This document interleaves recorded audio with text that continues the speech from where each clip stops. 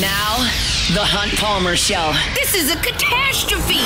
You are now listening to The Hunt Palmer Show. Brought to you by Renaissance Homes and Pools on 104.5 ESPN Baton Rouge. That's what I wished for when I blew out my candle. Locking down the middle of the day, live from the Mercedes-Benz of Baton Rouge studios. This is Hunt Palmer. The floor is yours.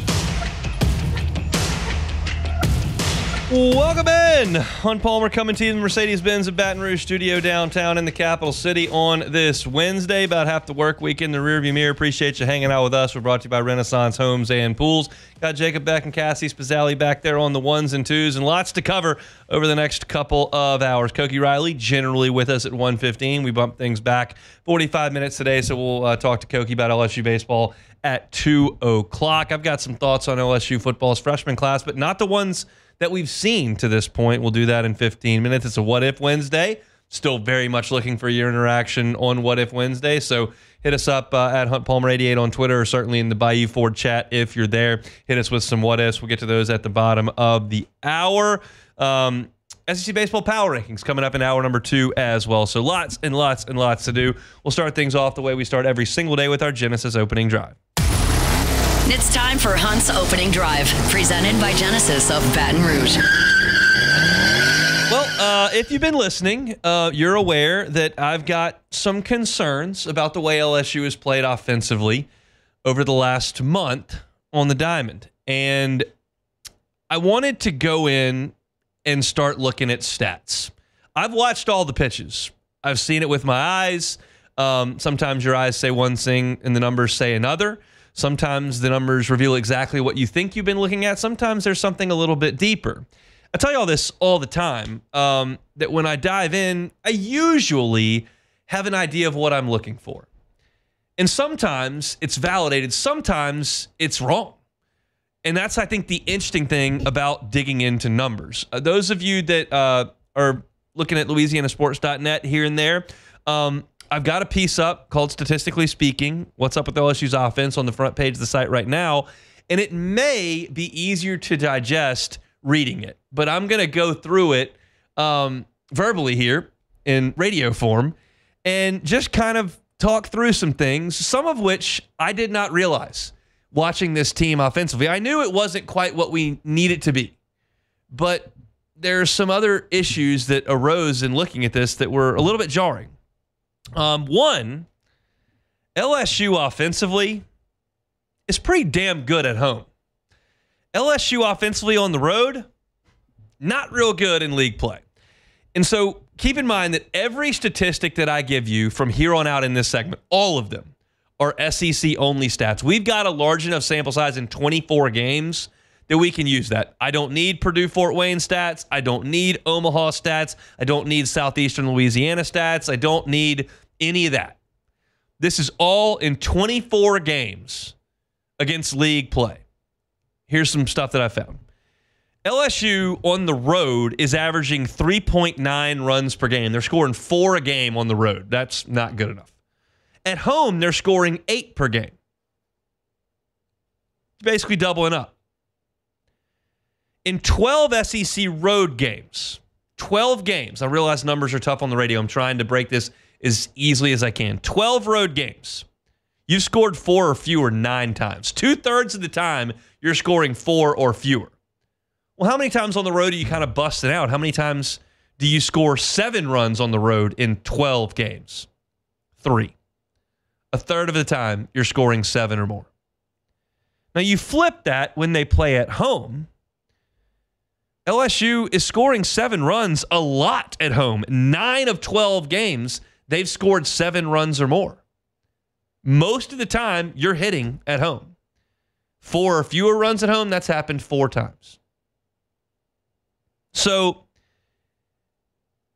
it's interesting because there are more variables than just the ballpark, right? It can't be just the ballpark. There are different pitching staffs, right-handers, left-handers. There are different wind conditions.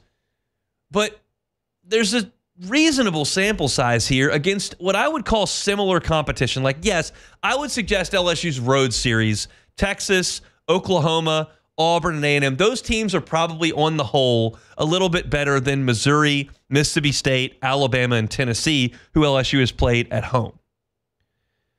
But it's not that big a difference. Like, Tennessee leads the SEC in ERA. Alabama's got Riley Quick in that rotation, who's going to probably be a second-round pick. Mississippi State's got talented arms on that staff. Missouri's bad. I'm not pretending anything. It's not like LSU did what Arkansas did to Missouri and was scoring 18 a game on Missouri. So they haven't skewed the stats that big. It's weird. But here's some more. In 12 games at home in SEC play, LSU's got 23 home runs. That's almost 2 home runs per game at home. When they go on the road, 8 home runs in 12 games. That's not even 1 home run per game. They're just hitting a lot better at the box. Texas is a tough place to hit. They went to Oklahoma, which it was freezing cold. I get it. But like, Auburn's a fine park to hit in. LSU hit 1 home run at Auburn. A&M's staff has given up some home runs. Ryan Prager's been plagued by the home run ball. And LSU hit 2 over the weekend in College Station. I don't have a great reason for this. I'm just laying out some statistics that are what they are. Now, there are some individual issues that aren't on the whole that I've talked about a little bit. Stephen Milam is really scuffling. He's hitting 205 in SEC play. I just feel like he's going to hit better than that. Just my opinion. I think he's going to hit better than that in the last however many games are left. 12, 15, 18 games left. I think he'll hit better than 205. Just my feeling. May not. Jared Jones has an amazing statistic here. I cannot put this into context. I don't know what this means. Jared Jones in 12 SEC road games has got 18 strikeouts and no walks. No walks on the road. At home, 17 strikeouts, comparable, 8 walks. I have no context for that. But he's drawing walks at home. He's not walking on the road. That was one of the things that really became a strength of his game last season as a sophomore. He took a lot more walks. The strikeout rate has not really appreciably changed. I would suggest it's changed based on how teams are pitching him. He's not striking out on the breaking ball down very much. He's striking out on the high fastball a ton. That's an adjustment he's going to have to make. But Milam and Jones haven't quite been what you thought they would be. Jones's power production's a little bit down from last year. Jake Brown's searching for it a little bit. He hit the big 3-run home run against Tennessee, but he's won for his last 15 league at-bats. If you go back over the last month, 4 SEC weekends, he's 7 for 30. That's 233. And these are guys that came back. If you had told me through 24 SEC games, 24 league games, that you would have gotten this from the newcomers. Chris Stanfield, league games, 333 batting average, 13 doubles in 24 league games. Both of those lead the team. I'd be like, well, that's awesome. Derek Curiel, 313 batting average in SEC games. He has reached base in 21 of 24 SEC games. That's great. Freshman, swinging the bat. Daniel Dickinson, y'all heard me constantly in January and February going, I'm just going to want to see the statistics translate from Utah Valley to the SEC because he went to the Cape and didn't hit well. He didn't hit great in this fall. Like, I don't know if he's going to adjust. In SEC play, he's hitting 294. His on-base percentage is 450. He's almost getting on base half the time. That's great. Luis Hernandez hitting 274, but his OPS, on-base plus slugging, is 910. It's knocking on the door of 1,000. That's perfectly acceptable for a newcomer at catcher. Stanfield, Curiel, Dickinson, Hernandez, that's all pretty good. It's the guys that have come back. Jones a tick down. Milam way down. Jake Brown not performing at an elite level. And then you got Michael Braswell, who his batting average in league games is down 50 points from last year. These are the guys that were supposed to be the steady group that you could count on. And just to this point, it hasn't quite been what we thought it would be for them. So you can take that one of two ways. The first way is, well, we've got a pretty big sample size here. They've played 50 games. They played 24 league games. Like, expecting it to be vastly different is probably foolish. You can look at it that way. You can also say, it's not the question marks that you're asking for a resurgence. Like if I flipped Dickinson and Milam was hitting 294 in league play with a 450 on base, you'd go, okay, that's pretty normal. And if I told you Dickinson was hitting 205, you'd go, well, it didn't translate. He hit against Utah Valley. He crushed teams in whatever they're in, the WAC, I think. Well, he can't do it in the SEC. But Milam hit the SEC last year. He was LSU's best hitter in Hoover last year. He was a really good hitter in the regional last year. It just hasn't been a great 24 games for him. So maybe those guys step it up. I see this LSU offense as one that does go dark at times. You scored in 5 of your 27 innings at Auburn. 5 out of 27. You scored in 3 of the first 18 innings against Tennessee. At Texas A&M, you played 27 innings. You scored in 4 of them. Like those are sample sizes that are large, and those type of weekends are the ones that end seasons. When you can't string anything together. My favorite example of that is a team that I believe was 56-4 when they got to Omaha. Oregon State, 2017. 56-4. They didn't hit Alex Lang one day, and they could not hit Eric Gilbert and Zach Hess the next day. Caleb Gilbert. Where did Eric Gilbert, tight end? I was like, that's not the right name. Caleb Gilbert. They couldn't hit him. 2 days, 2 guys, couldn't hit him. They went home. 56-4. Sometimes it happens in the postseason, and LSU has had a tendency to get into these lulls. They've got to shake out of it. The good news is, and I talked about this on Monday, that there is potential in this lineup. There are some guys that are doing some encouraging things. There are some guys that haven't performed to their track record, and the pitching staff is there to help. The pitching staff can beat Kyson Witherspoon 2-0. The pitching staff can go out there on a game 2 in that doubleheader on Saturday and have Anthony Ianson go beat Justin Lampkin and that Texas A&M pitching staff 2-1. Like, they can do that every once in a while. You can't lean on it for 6 postseason games in a row, but they can do that. They can help you sometimes, but you're going to have to get it in gear at some point. Weather's warming up. Ball should fly a little bit more. And what do we talk about right at the top of this segment?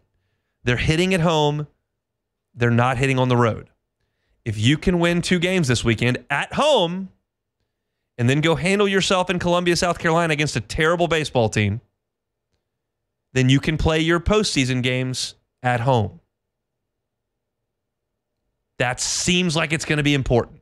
I can't give you a reason why LSU hits better at home on the road. I don't have that for you. But I see that they do, so let's play the games at home. That's kind of my takeaway from all this. If you'd like to read a little bit more about it, you can go check it out over at LouisianaSports.net. The last little piece to this puzzle that I have is this magic number of 6 runs. I've got to find the there's the number. When they score 6 or more, when LSU scores 6 runs, they are 31-1. 6 runs is not like an absorbent amount in college baseball. When they score 6, they're 31-1. When they score 5 or less, they're 7-10. 6 is kind of in that cutoff. That's not that much to ask. That's how good your pitching staff can be. They've got to get it in gear offensively one way or another. Arkansas is a tough team to do it against, but it'll be at home, and they'll crank things up coming up on Friday. That's our Genesis opening drive here on this Wednesday. We're brought to you by Renaissance Homes and Pools. Not a great pool day today, right?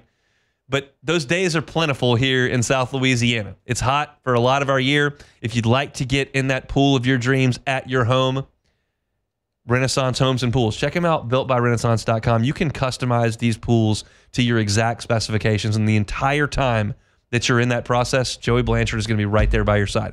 Who's Joey Blanchard? He owns the company. It's a guy that's pretty invested in customer satisfaction. The service you're going to get from Renaissance Homes and Pools is going to be first class because Joey's going to be there every step of the way. When you get the iPad out and you're going through the software to design it, Joey will be there. When the digging starts, Joey will be there. When they start to put in the foundation of that pool and put the finishing touches, Joey will be there. You'll know. You won't have to search for an executive or somebody up the food chain to talk to. Joey will be right there, right here in Baton Rouge.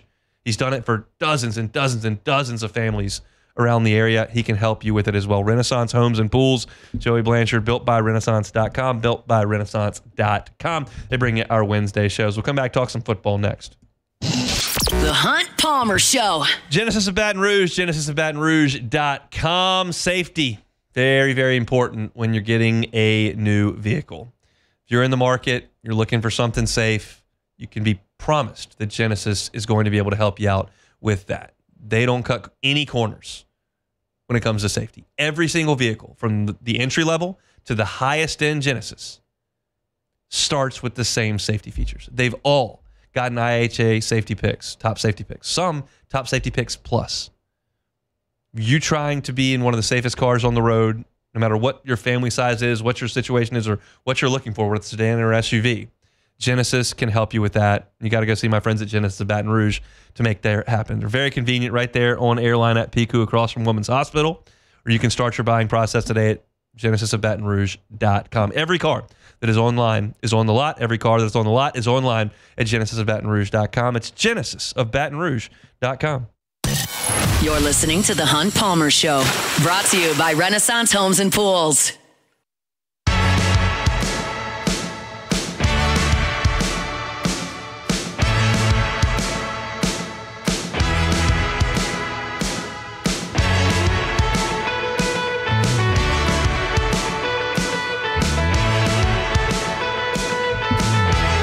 Hanging out on a Wednesday edition of the Hunt Palmer Show. We're brought to you by Renaissance Homes and Pools. Koki Riley in about 40 minutes talking LSU baseball. Koki on the beat for the Advocate, does a great job covering them. And no baseball last night, thankfully. The weather was terrible last night from like 8 p.m. to I got up this morning. It was awful. Myers man, 3 years old, not a huge fan of the Thunder and Lightning, so that's a bit of an issue. But he got to sleep. Didn't play any baseball. I was going to say, is it mainly because he can't play baseball? Is that why he doesn't like it? It's part of the issue. It's not good. He does not like when it's raining. I pick him up from school. He says, Dad, is it wet outside? And, yeah, it's wet outside, so we can't play baseball. Probably not. That's not great. We also have a bit of an issue here.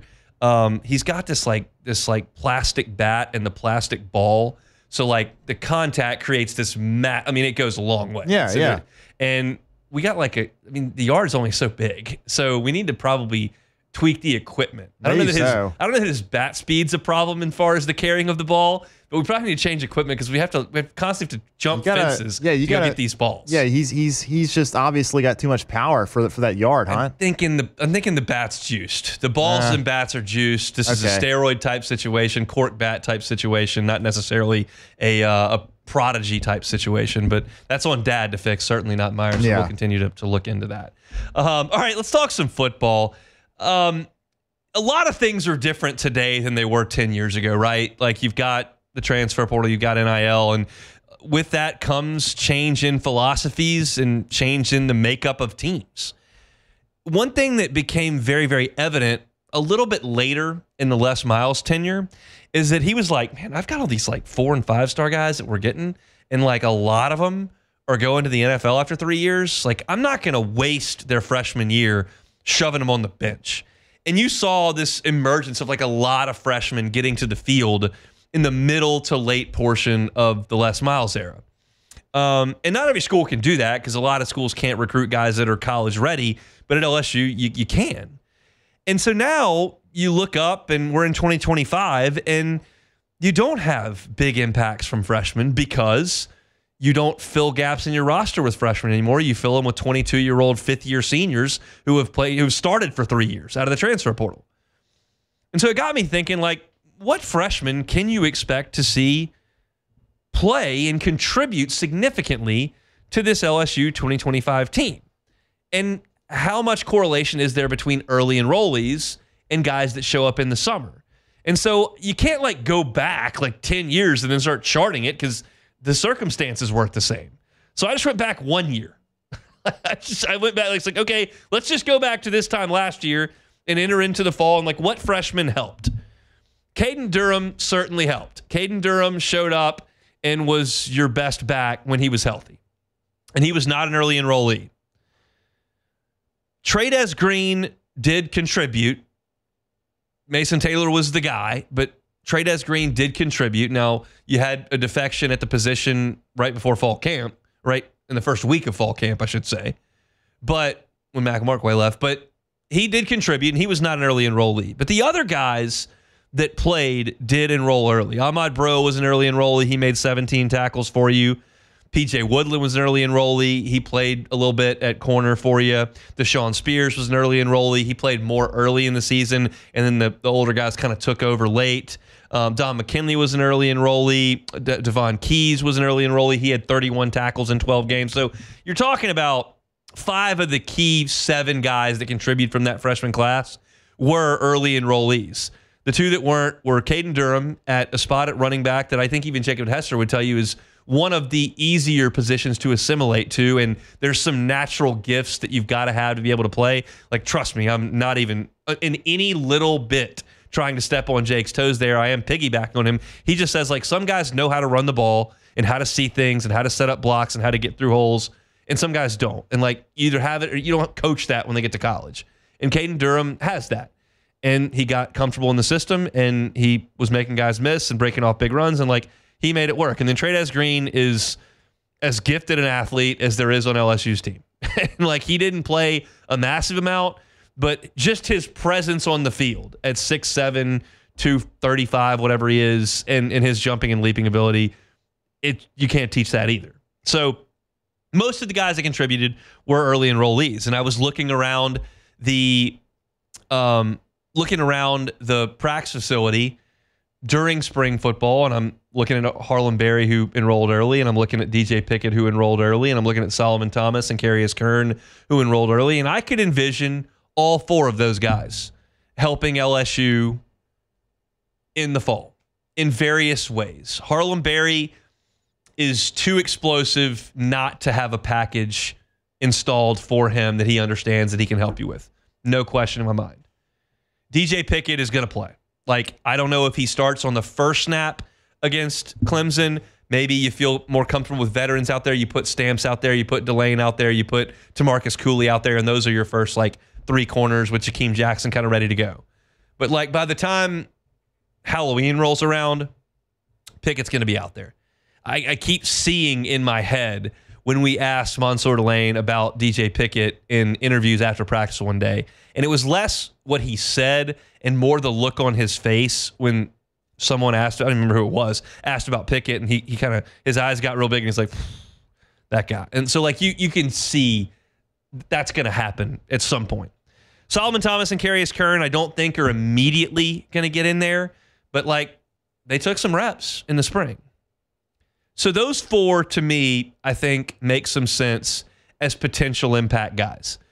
Berry and Pickett almost certainly. Kern and Thomas probably on the back burner, but potentially. Then I look at the guys who have not gotten here yet. And it's a fairly short list. Like, most guys are enrolling early at this point. You're talking about Jaden Breaker, linebacker from Georgia. JT Lindsay, the running back from Ash up in Alexandria.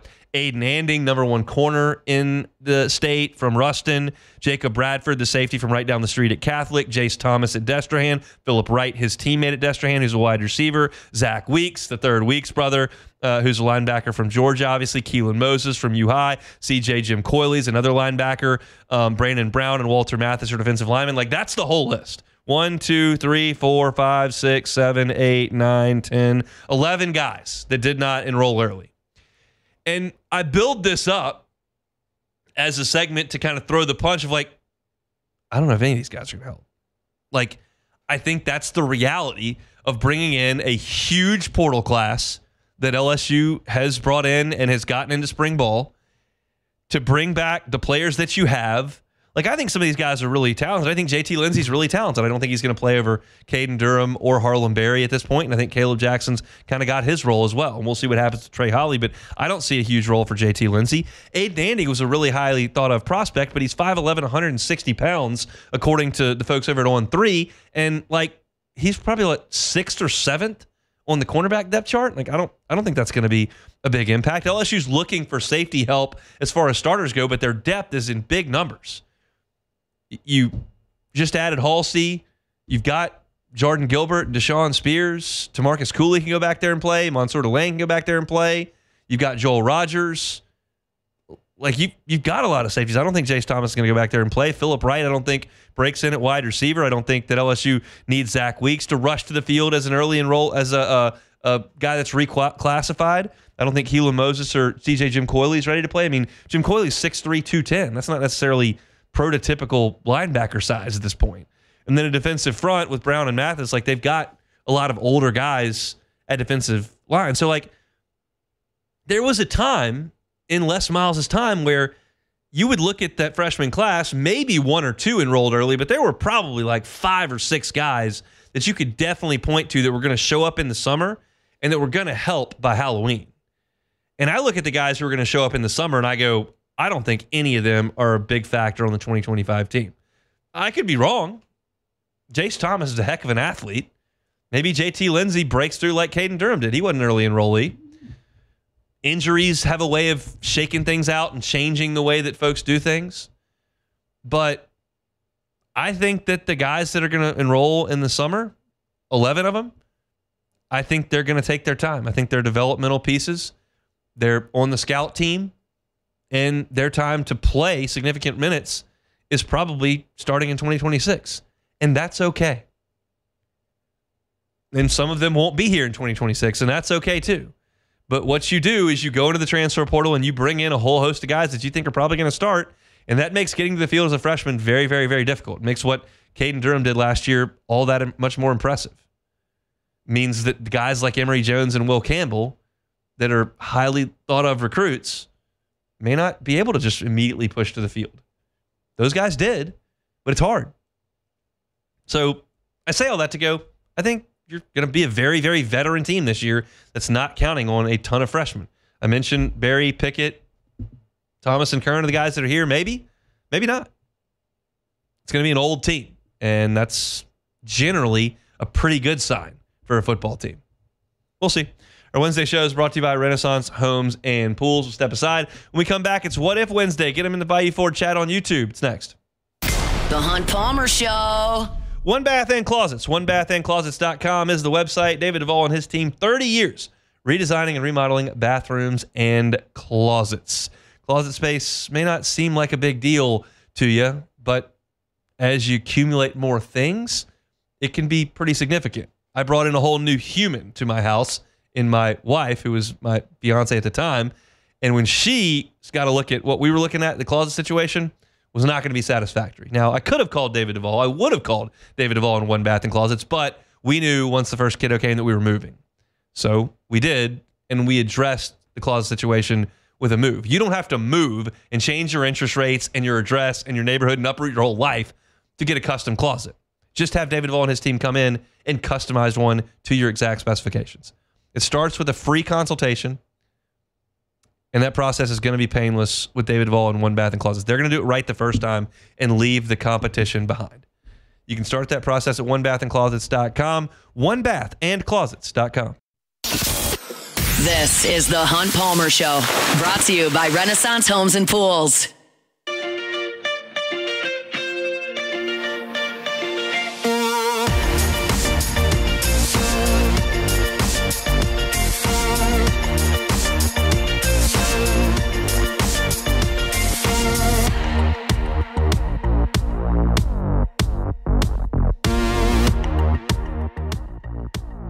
About half that work week in the rearview mirror. It's a Wednesday edition of the Hunt Palmer Show, brought to you by Renaissance Homes and Pools. Looking to put that pool of your dreams into your backyard.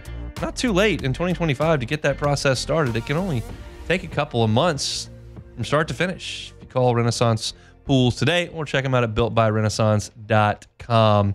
So I got plenty to do here on this Wednesday. Appreciate you hanging out with us. Koki Riley in the second hour. My SEC baseball power rankings coming up in the second hour as well. There's some shakeup in the SEC baseball power rankings this week. Just to be frank, there were some things that happened over the weekend, some gut feelings that I've had that I just couldn't quite deliver on over the last couple of weeks. We are going to get that taken care of just about an hour from right now. But right now, it's time to crush the children's dreams all around Baton Rouge with our edition of What If Wednesdays. Time, space, reality. It's more than a linear path. Where a single choice can branch out into infinite realities.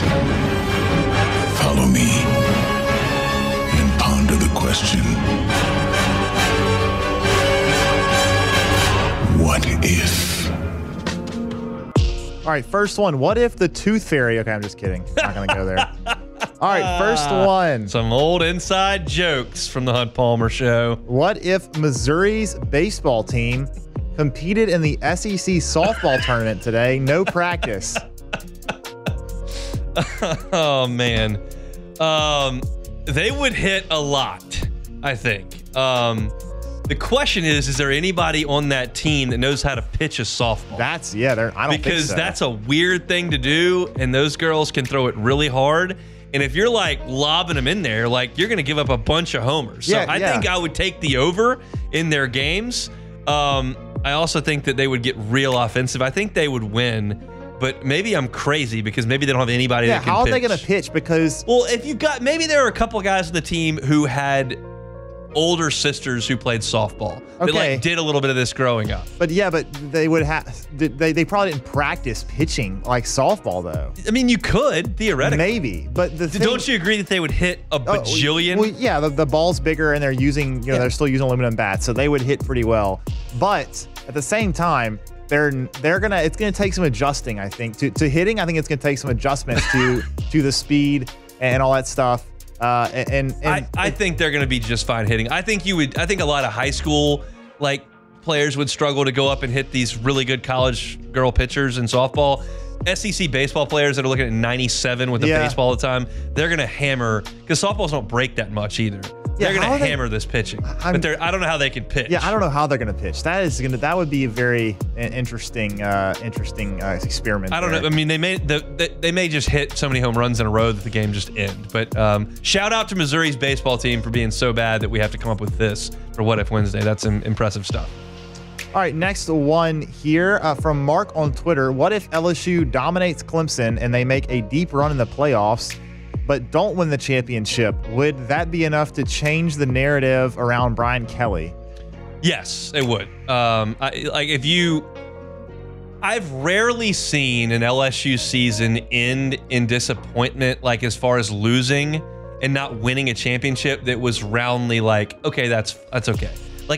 There was not a lot in 2017 when LSU got to the championship series and lost. There were not a lot of LSU fans who were like, that's a failure. Maneris needs to go. He can't win in the postseason. Like, everybody was like, that was a good go. And I think if LSU goes 11, if they dominate Clemson, go 11-1, 10-2, and win 2 playoff games and lose in the semis to Ohio State or to somebody that's really good, Ohio State, let's just say for the sake of it, I don't think anybody here is going to be this program's toast. I think that because the format is different, I just think that everyone would be generally okay with that. I think in football, if you get to the Final Four around here, nobody's really going to complain that much. In baseball, you get to Omaha and win 2 games. I don't think anybody's going to think you're some sort of failure. The bar in men's basketball is a little bit different. Sweet 16 around here in men's basketball, everybody's going to think is a great year.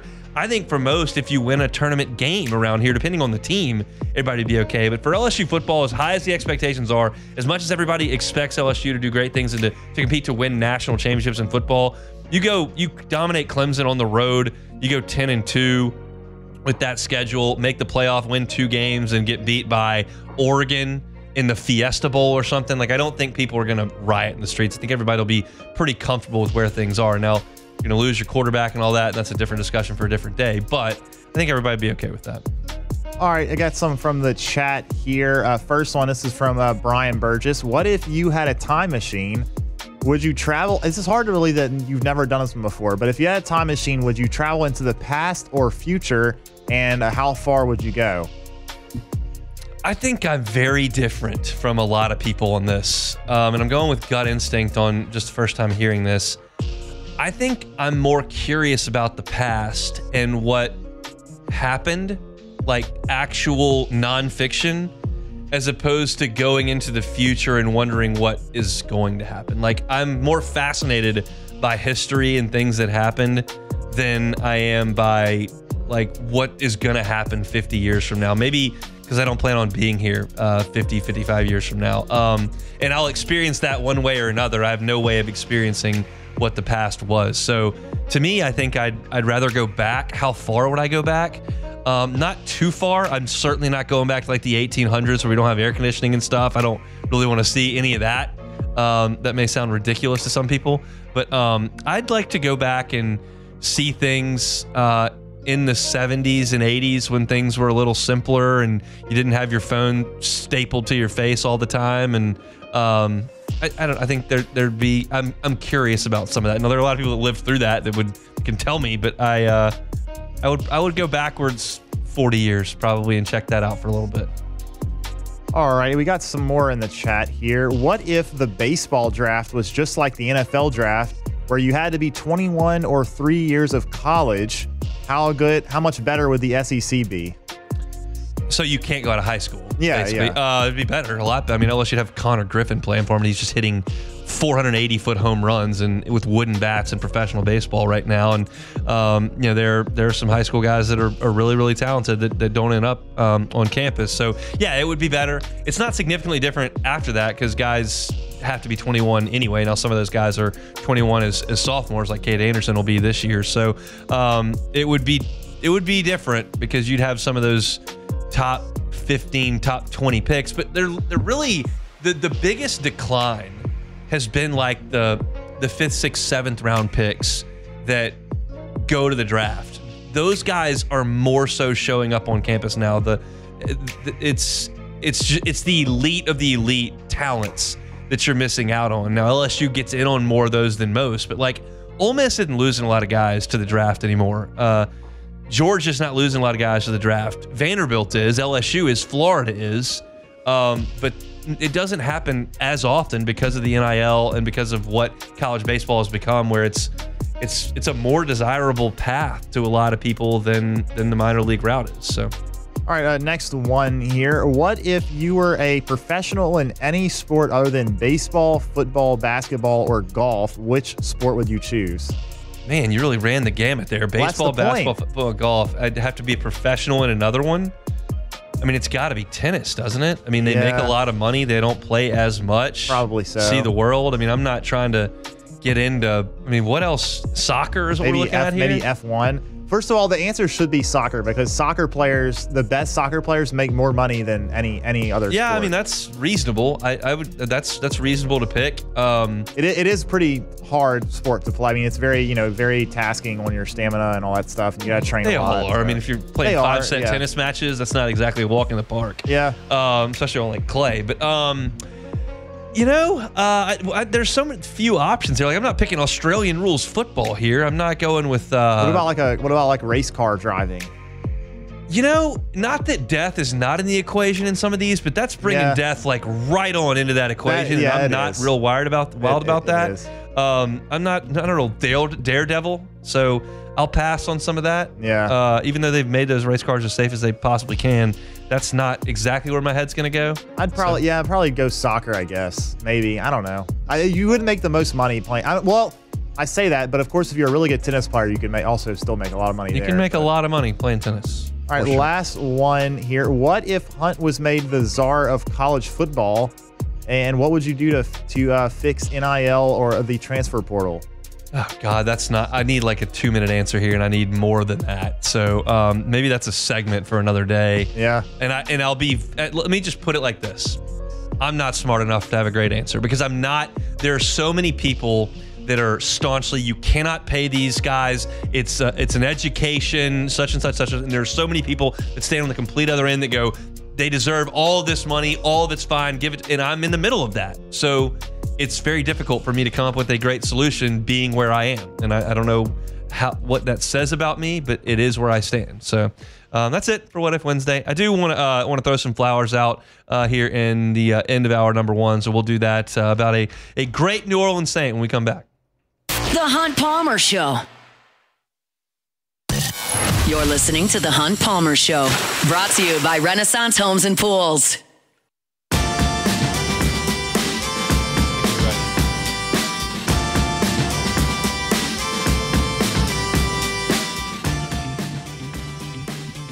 Very cool announcement from the City of New Orleans, the City Council down in New Orleans. Tomorrow, May the 8th, is Cam Jordan Day for his devotion to the city and serving the community. That is such a cool thing for Cam Jordan. There are two parts to professional sports, and now college sports really, but two parts of professional sports. There's the wins and losses on the field, the competition, and there's the business. And I'm painting with broad brush here, but it's rooted in truth. Like, for fans, we care 100% about the wins and losses and 0% about the business side. We don't really care how much money the player makes. Do you know who made more money between Jimmy Graham or Marcus Colston? Do you know what Spencer Rattler's contract looks like? We don't really care. Do you know what the Saints' season ticket revenue was, or what the situation? Do you know exactly what the salary cap number is? Like, some of you may, but most don't. We just care about the results. And the players who play the game have a very, very different outlook on that. And it runs the gamut.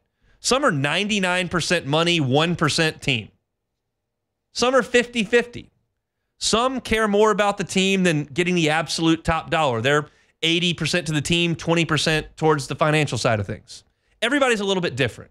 But as we watch sports, we want to feel like the players for our team care so much about the uniform, care so much about the city, making the organization and the franchise better. It makes us feel more connected. They feel like us. And oftentimes, guys just move around to wherever the best paycheck is. I mean, I kind of look at the NBA. The superstars in that league don't stick around more than 1 or 2 years in a certain place. I don't know where Chris Paul's playing at a given time. I don't know where Kevin Durant is at a given moment. Russell Westbrook's played for half the league. Like, it's just part of the deal. But as fans, we want a connection to the players, and we want them to feel like we feel. And all too often, that's just not the case. I'm not blaming the players. I'm just explaining the disconnect. And now that's drifted into the college game as well, with transfers and with the portal. And the truth be told, like, it doesn't really matter to the fan once the game starts if that college player is playing for the $2,500 somebody slid his parents under the table to get new tires, or the $600,000 NIL deal that they may have struck to get him to transfer from one school to another. Once the game starts, like, just go play for LSU if you're an LSU fan, because there's a parallel there with professional sports too. And I say all of this to suggest that Cam Jordan's run in New Orleans has been as close to the fan ideal as I can think of. Cam Jordan has played 14 years for the New Orleans Saints. Cam Jordan has never gone to free agency and taken open bids. He can do that if he wants. He's never gone all the way to the top of the market. I'm confident in saying, I can't say I'm sure, I'm confident in saying that Cam Jordan has left some money on the table to stay with the New Orleans Saints. He's been durable. He's been on the field. He's been so ever present in the community, raising his family there in New Orleans. He's so involved in various charities, and he's visible in the city. He cares about the city of New Orleans and the Saints. It's not a prerequisite to play for the Saints for that to be your feeling. And there's nothing wrong with guys who chase the next contract. It's professional life. We do it every day in our professional lives that aren't wins and losses in a sporting league. But when guys do it this way, the way that Cam Jordan has done it, it makes us as fans feel better. It makes us feel more connected. And so for the city to show that connection back and to make that declaration for Cam and to show that appreciation for a guy that's poured 14 years of his professional life into the city, into the team, into the franchise, doing everything he can. It's just a really cool thing. And it doesn't happen very often. And so I think that for us not to mention it and to not talk about it would be a complete disservice. It would be negligent on our part not to do it. Because there are a lot of people that listen to this show that care so much about the Saints and care so much about LSU. And like, there was a time where you felt like watching LSU that you just had guys that wanted to put on for Old State U. They were from Louisiana and they just wanted to beat a Tiger, and money, it was just the purest form of sport. And that's kind of been ripped away. And then in the New Orleans, in the professional ranks, like, it's always been dollars and cents. And you introduce free agency, and you got guys that play for the Saints and the Falcons. You got guys that have played for the Falcons that come play for the Saints. And this doesn't happen that often. So it's really, really cool to me, one, that Cam has done this and has been this loyal, faithful, and hardworking and has poured himself into that franchise and into the city.